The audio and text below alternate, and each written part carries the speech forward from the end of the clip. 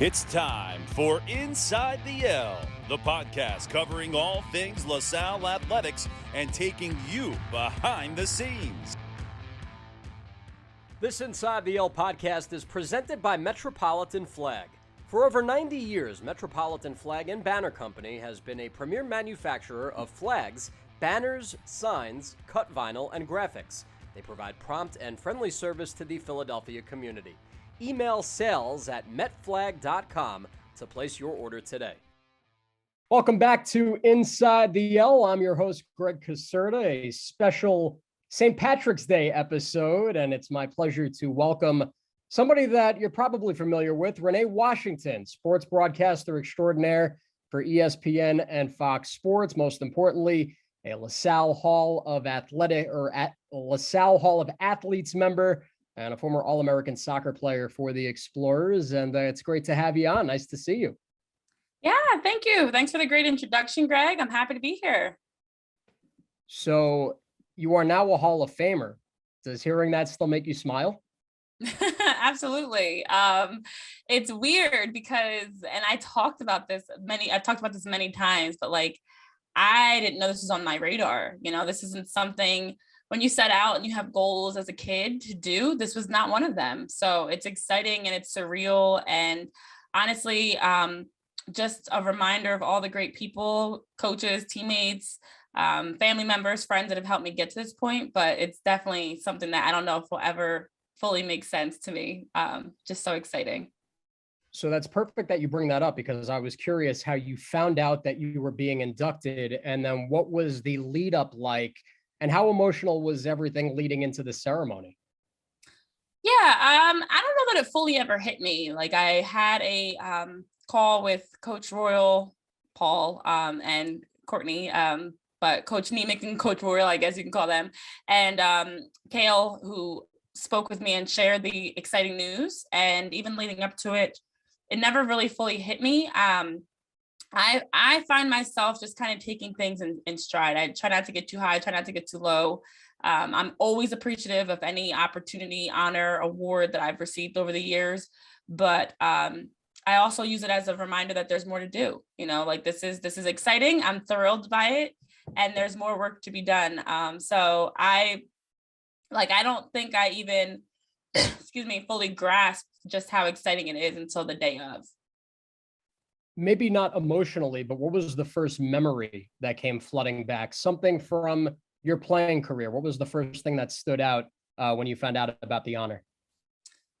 Yeah, it's interesting because my first initial response was so cliche of who I am, because I found out and it was November or so, and I had just in my schedule for the upcoming season, so I knew I had ESPN games on the dock, and then also I knew February was a time that my sister was supposed to be having my niece.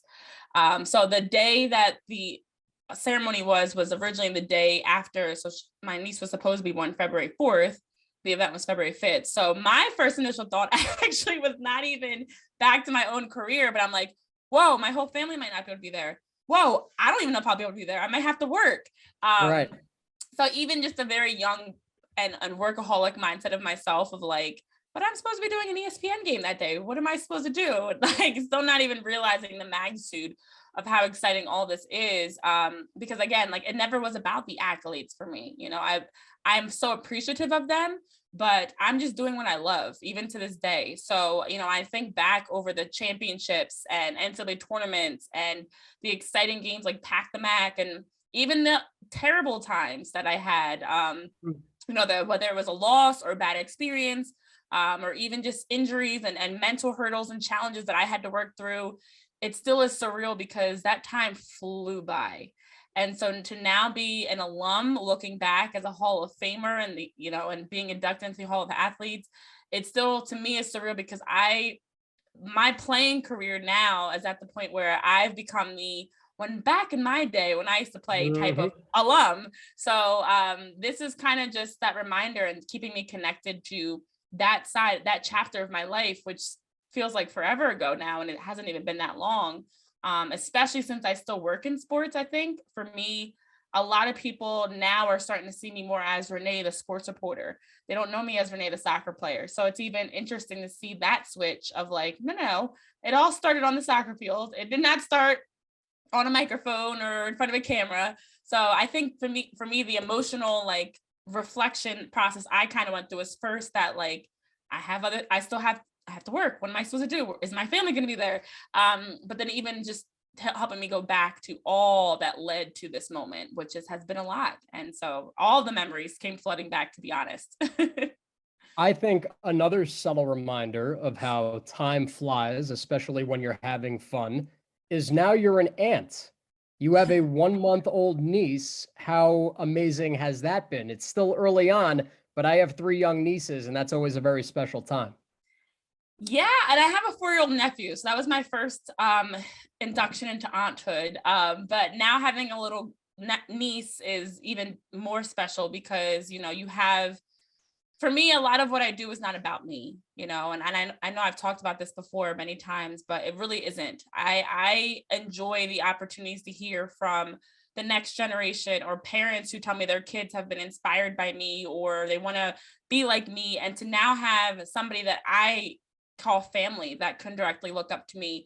I have cousins, I have a lot of aunts, uncles, and relatives that definitely are appreciative of what I do, but it's different when it's your sister's child, that's, Sure. and I'm very close with my family. So like, I actually just saw them yesterday. I was just with them. So it's very special because it just gives me even more excitement and pride in knowing that what I'm doing is helping to change not only strangers, but also the people that matter so much to me. And hopefully, my nephew now plays soccer, baseball, he's getting into sports. My niece one day will hopefully as well be playing and trying out different sports. So now I've become the aunt on the sideline, the aunt that is driving to the little kids practices and at swim class and stuff. So it's cool to be a part of that next transition, especially as someone that even coached for so long, that now I'm able to step away and just fully be immersed in this new role. That's been exciting for sure. So all about having nieces and little ones that look up to you. I'm going to see them tonight. It's going to be the highlight of getting together with my in-laws. No disrespect to them, but I'm a big kid, so I end up sitting at the kids' table, and we have a good time. Now, I know you have a lot of projects, a lot of irons in the fire. We'll get into some of those in a little bit, but now with the spring season upon us, what's on the horizon for you when it comes to on-air work? Actually, I have a lot of new exciting things coming up. Haven't officially announced anything yet, some new opportunities, but I have been fortunate to work with, as you mentioned, in the open ESPN and Fox Sports. So that's kept me really connected to the college and professional game, basketball. I've worked in the DC area with the Mystics, Wizards, the Washington Commanders, and now, and of course, also the Philadelphia Union and the MLS. So I'm excited because a window is closing and a much larger door is opening. So a lot of new things on the horizon this upcoming spring. And even for me in this moment, it's still that reality check of like, this is actually happening. These are goals that I set out. Now, these are goals that I set out to do. And here we are. It's actually coming into fruition. So it's crazy because I was just having a conversation and someone's mentioning, well, your teams are getting into their off season. Are things slowing down? I'm like, I don't even know what that means. Slow down. Like Ever. Things are crazier than ever actually right now. So it's only getting way more hectic, which is why I've been trying to take time to actually slow down because I know what's the chaos is going to bring soon. So some exciting job changes, new opportunities that I will be releasing that I'm looking forward to getting even more involved in professional sports coverage and content and staying booked and busy, but now also being out at games and events will be awesome. Even more, I should say, to be able to have those opportunities.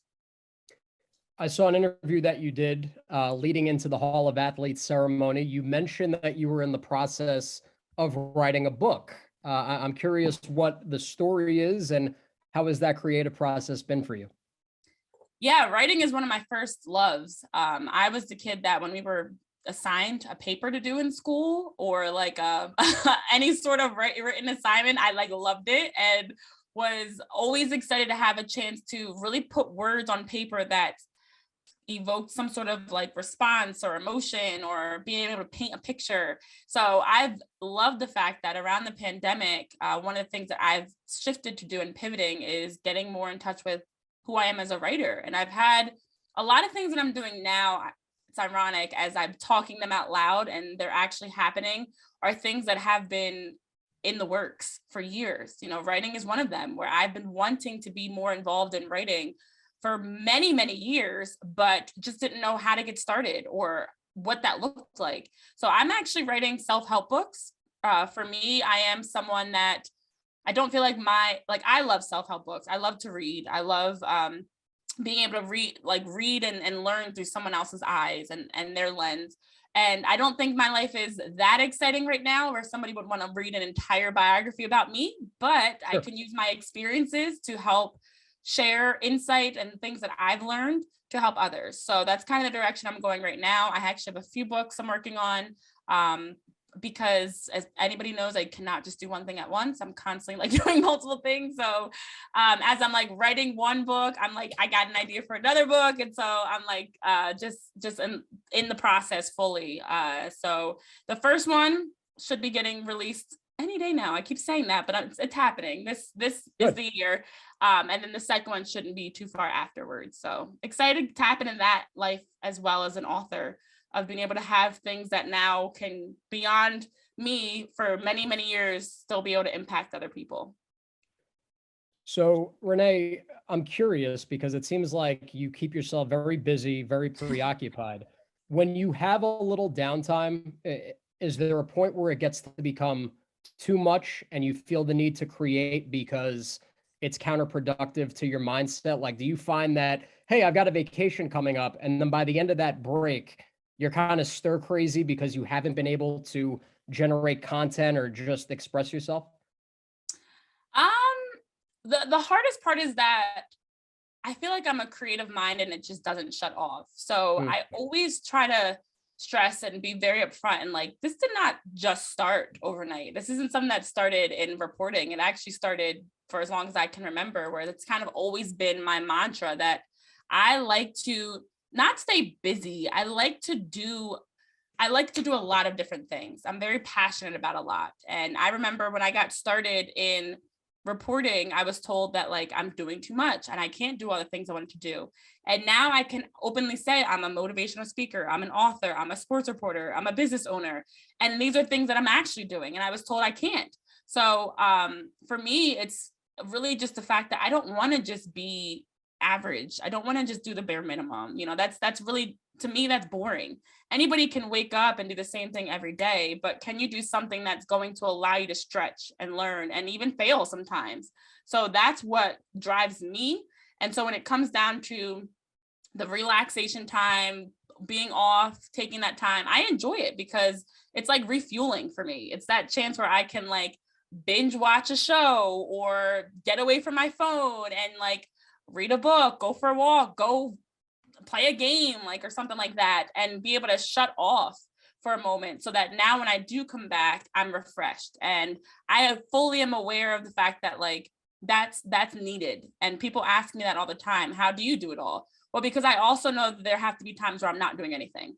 In order to do all these things, I have to have times where I am shutting off. So it's not easy. I'm still working on that too, but making sure, okay, in the course of a week, I'm going to have a day where I'm not on my computer. I'm not sitting at a desk, or I'm not writing something or working on something. And I am prioritizing myself, self-care, relaxing. So finding what works for you. And even if it's like going for a walk for 10 minutes, just something to break up the routine helps me to keep going. So I absolutely am always thinking of things. And even if I am off, I'm not going to lie, I still have ideas that will pop up and I'm like writing something down or jotting something down in the notes section of my phone, which if anybody ever looked would think I'm psychotic for all the things I've written in my notes section. But that's where I've learned like, okay, get it out, write that idea out or whatever it may be, and then get back to relaxing and get back to whatever it was I was doing. So it's a challenge, but we're working through it. I know your family means a lot to you. Like many of us who have gone into this business, we need that support system, whether it be family or friends. But based on all the things that you're doing and how, like you said, you're constantly looking to grow and evolve, did you have any public figures who were inspirations, whether it be a politician, an athlete, a musician? Were there any of those types of people that kind of helped push you, even though they were celebrities, they were public figures that you didn't know personally? Yeah, definitely. I mean, I think from the personal aspects you talk about with family and friends, the biggest thing is I don't mind having the pressure of being, or not the pressure, but the being the one that's helping to lead, and I was just watching, actually, ironically, before this, I was watching a self-help, a TED talk, and they were talking about like, somebody's got to be the first domino. And I don't mind that being me. Like, I don't mind that pressure that comes with that of like, I want to make a better world. And that starts with my own personal life. So I want to be the one that is, in these different spaces and showing others, including the people I love and care about most, what's possible, what you can do. So I've had a lot of public and celebrity figures that I've read or watched. I always say people like Michelle Obama, even actually I read Steve Harvey's book, Okay. and loved it, because I just like to hear the fact that everybody has these incredible stories. And that's what draws me to reporting, the storytelling aspect.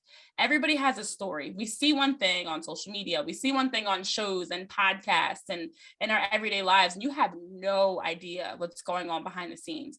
I this past weekend was in, and I'm not saying this to for any reason of pity or anything, but this past weekend was in a really bad car accident and my car was totaled, and I'm lucky to be alive.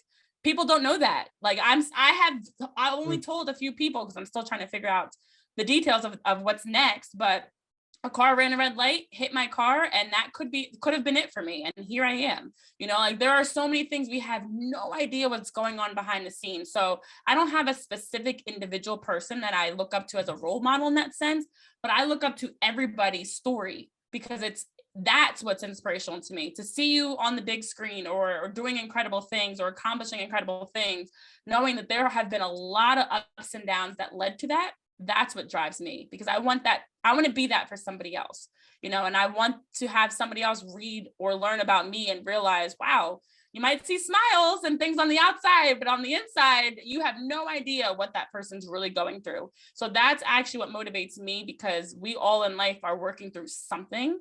We all have our challenges. We all have something that makes it tough for us to get out of bed in the morning. But at the end of the day, we're human and we're working towards bigger things. So if I can use my story, just like someone else's story helped me, that's the motivational piece that I am trying to kind of pay forward in that sense. So I can speak personally in my life. I enjoy being the shoulder to cry on, the ear to listen. I love being able to play amateur shrink, give my people advice. However, I'm guilty of not being able to follow my own. Is that something that happens to you? I feel like we all are guilty of that for sure. Like I can be Dr. Phil and then turn around and say something and not follow that exact same advice. It's hard to talk the talk and walk the walk. It's easy to say to someone else something. It's hard to do that yourself. And so when you have ideas or something you're working through and you can see it in someone else, it's hard to have that perspective and even the accountability to be able to see that in yourself and see your own faults. So that perspective honestly is key for me. I'm a very present person in that I'm paying attention to everything that's going on, including myself. I think the hardest thing is not being aware of what's going on. It's having the confidence and ability to actually do it. Like, I know I would like to go to the gym more or eat healthier or whatever it may be, but can you actually do it? So that's what has helped me out, is knowing that the biggest successes in my life have come from those moments where I stopped procrastinating, stop putting stuff off, stop dismissing things, and just do it. Just get up, and you want to go be healthier, go be healthier. Everybody wants something, but not everybody can do that something. So yes, fully guilty of that. There are a lot of things, the gym example is real because I would like to go to the gym more. There are a lot of things that we're all still working on, but I've tried to pick like, okay, if there are 10 things I want to do better, I can't do all 10 of them at once. Let me just start with one. And one of those things is like balance. For example, I'm going to do something fun with a friend each week. check. So maybe I didn't get to the gym, but I did do something fun with a friend. So those Dr. Phil's and Oprah, whatever other person you want to draw into there, for us that are those mini versions of a doctor and therapist and counselor and shoulder to cry on, the reminder that I've had to learn is you can't do everything. Just start small and you'll get better. We'll get closer. As an on-air personality, what do you feel is your strongest attribute or best skill? I think for me, it's because I try to find a creative spin. You know, I never want to be a carbon copy of anybody else. And I've studied and learned a lot from other on-air personalities and paid attention to questions and body language and gestures and things like that. But I just try to make sure that everything I'm going into, I'm pulling pieces of, okay, what have I liked? What didn't I like? What made me excited? Or what did I think could have been done differently? And trying to find ways to continue to learn, so that when I look back on my past interviews or shows, anything that I've done, I can see that growth. And even though it's cringy looking back, I'm like, okay, I've definitely gotten better. So I try to continue to evolve even how I'm telling stories. You know, how am I speaking? What am I saying? What's the tone like? What are the questions and things like that I'm asking or mentioning? But the biggest thing for me comes down to that creativity. Sports are supposed to be fun. You know, that's why I'm not working in news. I did not like news. It's depressing. It's too much. It was not for me. Sports are supposed to be exciting. They're supposed to be fun. So how can I bring that excitement, but also that relatability that you feel like we're friends? You feel like it's a conversation between two friends, not an interview, not a show, but like you're sitting watching somebody in their living room have chop it up about Tom Brady coming back to the NFL. You know, so I just try to find a spin on it that's creative, but relatable within that too. And I think that could be my strength, not positive, but that's what I would strive to do with any piece of content I'm putting out. Among the things that you've done, you mentioned play-by-play. And as a play-by-play announcer, I'm always fascinated by how other people got their start in that and what your foray into that was like. Yeah, well, I'm clearly a talker. So play-by-play for me, I basically already do. My family and friends like, all right, Renee, like I have to make sure I'm shutting that off because for me, it's something that does come natural in that sense of like, here's what I'm seeing and breaking that down. It actually is, but it is the hardest of all the different things I've done. So I've done sideline reporting, hosted shows, I've done color commentary. Play-by-play is challenging because it's not just about what you're seeing, as you probably know. You're adding in other reads. You have to make sure that you know, especially if it's a team you haven't been covering, you got to know who's on the court, who's on the field, who has the ball. So for me, what helped me get into it was just saying yes. And I remember I was offered an opportunity. I've done play-by-play on the international level with soccer. I've done it locally. I've done it from high school all the way through.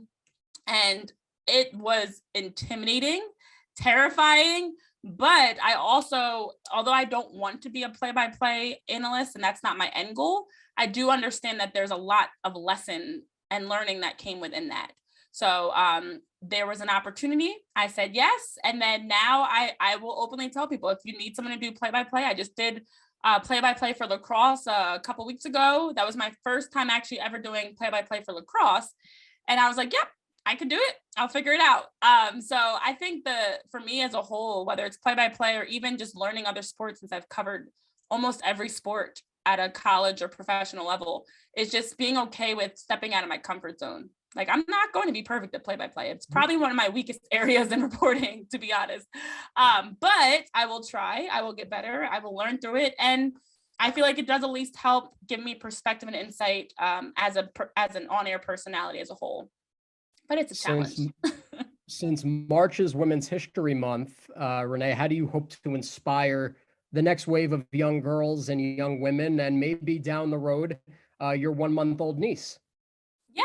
Oh, that's so cool to think about. I think for me, it's just understanding your worth and your value. You know, that's something that for women especially, and everybody struggles with this, but for women especially, it's tough. We live in such a shallow, unfortunately, world around what you look like, what your following's like, your body shape, how tall or short you are, your hair, your makeup, everything, where people are constantly critiquing every aspect of you before they even have a conversation with you. So I think one of the biggest things for me as someone that also dealt with that is to be able to be real with everything I'm doing. You know, like I don't mind being authentic, and you're going to see me, like, that's why I'm in a sweatshirt right now with no makeup on. You're going to see me sometimes decked out. You're going to see me sometimes casual. You're going to, like, I'm going to talk to you about the real, because unfortunately as a female, you see so many times where there's this like image, but it's not the reality. People don't wake up like that. You know, people aren't born like that. There's a lot that goes into it. And then, like I said earlier, everybody still is working through something. So my goal to inspire others, especially girls and women, is the fact that you are beautiful, you are powerful, you're enough with whoever you are. And so through all of my work, you know, whether it's reporting or any of the other things that I'm doing, that's what I'm trying to really make sure I'm consistently hitting on, is the fact that rather than us tearing each other down for what we think we who we think we are, what we look like, let's build each other up. Let's build support systems and communities and be each other's cheerleaders and be the shoulder to cry on even. So for every female, especially for the next generation, such as my niece, my goal is to make it more okay to be your true authentic self without having to fear and worry and anything else, but to be you and be okay with who you are on the outside and inside.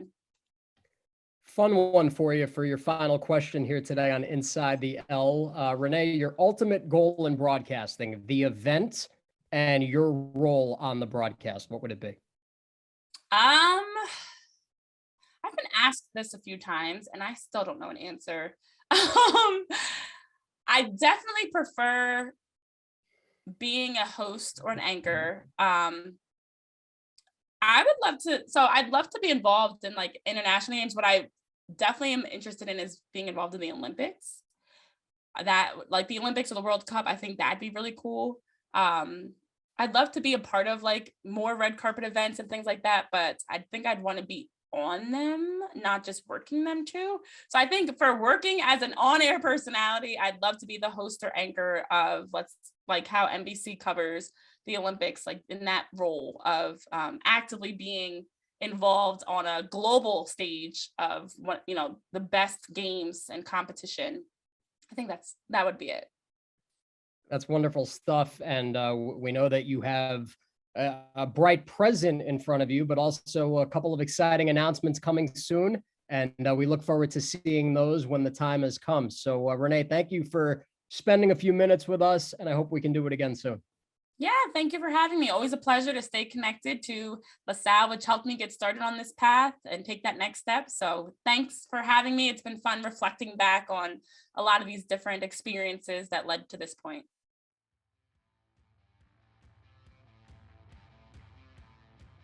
Thank you to our presenting sponsor, Metropolitan Flag, for being a proud sponsor of LaSalle Athletics. We thank them for their continued support. To check out all the services that Metropolitan Flag has to offer, visit metflag.com/products today.